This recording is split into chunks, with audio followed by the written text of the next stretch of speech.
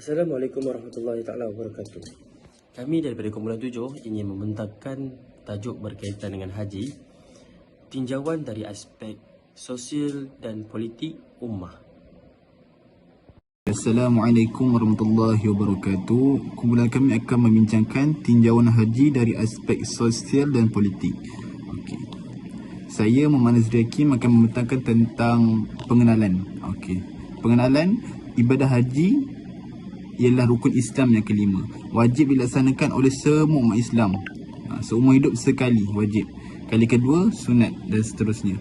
Okey. Berdosa besar jika tidak menunaikan haji bagi yang mampu.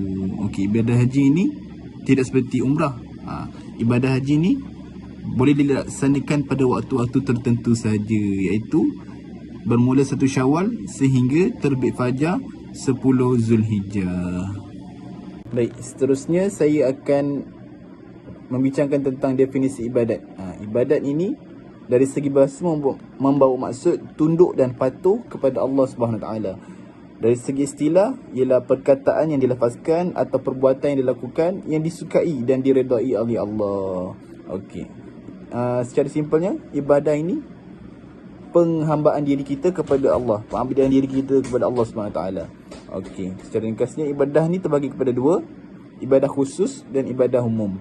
Okey, ibadah khusus ni ialah ibadah yang telah ditetapkan syariatnya, rukunnya, caranya. Okey, iaitu fardu ain. Contohnya seperti solat, puasa, zakat, haji dan korban dan akikah. Okey. Itu ibadat khusus. Ibadat umum pula ialah perkara yang dilakukan dalam kehidupan kita ni lah, sesama manusia ini, dan kita niatkan kerana Allah. Itulah ibadat umum. Seperti makan, minum, tidur, berbuat baik, menolong orang tua, sebagainya lah, berniaga. Tapi kita kena niatkan kerana Allah. Jika kita tidak niatkan kerana Allah SWT, ianya akan jadi perkara biasa je. Dia tidak akan jadi ibadat. Dia jadi amalan biasa saja. Okey, sekian. Seterusnya, saya masuk kepada definisi haji. Haji pada bahasa ialah menuju, dan pada istilah pula, haji ialah mengunjungi Baitullahil Haram, iaitu Kaabah, yang dilakukan pada bila-bila masa dalam tempoh yang tertentu, iaitu pada bulan haji, iaitu Zulhijjah, di Mekah pada bulan haji untuk mengerjakan ibadah yang tertentu menurut syarat-syarat yang tertentu. Perkara ini adalah perkara yang pentinglah untuk segelintir dan kebanyakan jemaah haji perlu ketahuilah dari sudut definisi haji itu sendiri. Ianya bertepatan dengan dalil, iaitu firman Allah SWT dalam surah Al-Hajj ayat yang ke-27, yang mana Allah menyebut, dan serulah umat manusia untuk mengerjakan ibadah haji. Ini adalah satu dalil ataupun bukti yang menunjukkan bahawa ibadat haji ini adalah sangat-sangat dituntut bagi kita umat Islam. Dalam satu sudut konteks di mana kita melihat kepada tinjauan kita lah dari sudut aspek sosial dan juga politik ummah di Malaysia. Baik, bismillahirrahmanirrahim. Assalamualaikum warahmatullahi taala wabarakatuh. Untuk seterusnya, subtopik seterusnya adalah berkaitan dengan tinjauan ibadah haji dari aspek sosial. Jadi yang pertama adalah menurut aspek sosial, ibadah haji menjadi sebuah ibadah yang membawa kepada banyaknya manfaat bagi masyarakat Islam. Ini telah diterangkan dalam laporan penuh yang telah dibuat. Jadi untuk yang keduanya, ibadah haji juga menjadi satu ibadah yang membina sahsiah dan juga memperbaiki keadilan sosial dalam masyarakat Islam.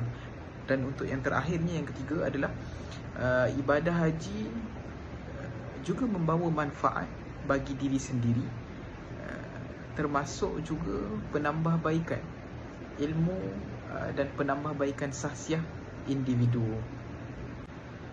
Jadi insyaAllah seterusnya kita beralih kepada tinjauan ibadah haji dari aspek politik ummah. Yang pertamanya adalah ibadah haji mampu memperkuat hubungan antara umat Islam di seluruh dunia. Yang kedua adalah ibadah haji juga mampu menghasilkan sebuah lingkungan yang memperlihatkan perkembangan ekonomi. Dan yang ketiganya adalah dari aspek politik ummah juga, kita dapat lihat bahawa ibadah haji juga menatijahkan sebuah lingkungan yang mempromosikan toleransi dan kepercayaan antara umat Islam di seluruh dunia.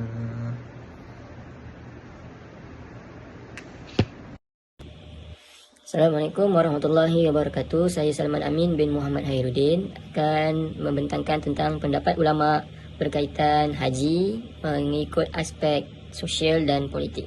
Seperti kita ketahui, ibadah haji ini merupakan rukun Islam yang kelima. Bukan rukun Islam yang amat penting lah. Dan juga diwajibkan kepada Muslim yang mampu untuk pergi ke sana. Selain itu, umat manusia juga disuruh ataupun diperintahkan oleh Allah Subhanahu Wa Taala untuk melakukan amal ibadah, mengikuti apa yang Allah SWT perintahkan dan meninggalkan apa yang Allah SWT larang. Dan juga Allah SWT kurniakan akal untuk kita mampu berfikir dan kita mampu mengawal hawa nafsu kita. Baiklah, berbalik kepada kita menceritakan tentang kisah Rasulullah SAW, apa yang terkait dengan haji ini adalah dengan pada zaman Nabi Ibrahim AS yang diperintahkan oleh Allah SWT supaya meletakkan puteranya iaitu Ismail AS di Mekah dengan hanya ditemani ibunya yang bernama Hajar. Dan lahir daripada mereka pula Nabi akhir zaman iaitu Nabi Muhammad SAW. Daripada situasi ini, bumi Mekah ini adalah keadaan yang buminya dalam keadaan gersang ataupun tanahnya kering, tidak mencukupi hasil ternakan dan pertanian. Malah penduduk-penduduknya pun mula berjinak-jinak dalam dunia berniaga. Seperti yang kita ketahui, Mekah Al-Mukarramah juga sejak azali sudah diatur oleh Allah Subhanahu Wa Taala menjadi tempat pertemuan manusia dan masyarakat awam daripada pelbagai bangsa dan agama untuk beribadah, berekonomi serta saling bertukaran dan berpolitik. Sehingga kan Mekah jadikan tempat pelantikan Nabi akhir zaman iaitu Nabi Muhammad SAW.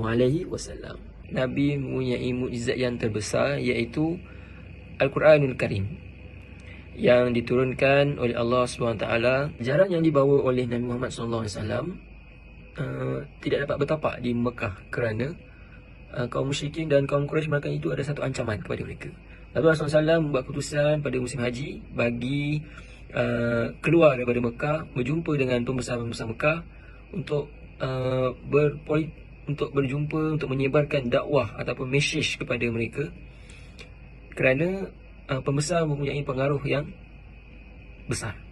Dakwah Islam juga dibantu oleh kaum Aus dan kaum Khazraj yang berada di Madinah, kerana mereka menyambut seruan Rasulullah SAW untuk menyebarkan dakwah kepada pembesar-pembesar tersebut. Beliau mengorbankan jiwa dan raga mereka untuk membantu Rasulullah SAW. Penduduk Madinah, keislaman beliau sudah mula tersebar di serata pelosok melalui kuasa politik, ekonomi dalam memerintah negara. Malahan pula, Mekah menjadi tempat pangkalan pertama yang menentang Islam yang dikenali sebagai peperangan Ahzab, iaitu kumpulan bersekutu gabungan Yahudi dan musyrikin Arab. Akhir sekali Rasulullah SAW mula hendak melakukan ibadah umrah. Setelah berpakaian ihram, mereka mula hendak mengerjakan umrah tetapi dihalang oleh penduduk-penduduk Mekah kerana beliau mengisytiharkan peperangan. Bila Sayyidina Uthman radhiyallahu anhu yang diutus untuk berunding ditahan. Keputusannya kaum muslimin dan musyrikin Mekah bersetuju untuk melakukan perjanjian damai, ini Hudaibiyah. Rasulullah SAW menerima segala permintaan pihak musuh, termasuk juga menangguhkan ibadah umrah tersebut ke tahun hadapan. Para sahabat radhiyallahu anhum rasa sangat tidak puas hati dengan perjanjian itu, terutama penangguhan umrah. Kesimpulannya, politik bukanlah perkara yang baru dalam Islam, malah politik dan Islam merupakan dua perkara yang tidak boleh dijurangkan antara satu sama lain. Kehidupan yang diredai Allah SWT. Dalam masa yang sama, politik Islam juga membawa watak sebagai wasilah dakwah. Hakikat ini bukanlah sebagai satu perkara yang baru bagi umat Islam. Okey, yang terakhir, kesimpulan. Okey, kesimpulannya, ibadah haji ini merupakan lambang kesatuan umat Islam. Di mana umat Islam berkumpul pada satu tempat pada satu masa dengan tujuan yang satu, dengan pakaian yang sama, tanpa mengira bangsa, warna kulit, kaya atau miskin, semua pakaian sama, pakaian ihram. Di sini umat Islam bersatu tanpa kita sedari. Okey. Jelas di sini ibadah haji memainkan peranan penting dari aspek sosial dan politik ummah. Sekian, Assalamualaikum.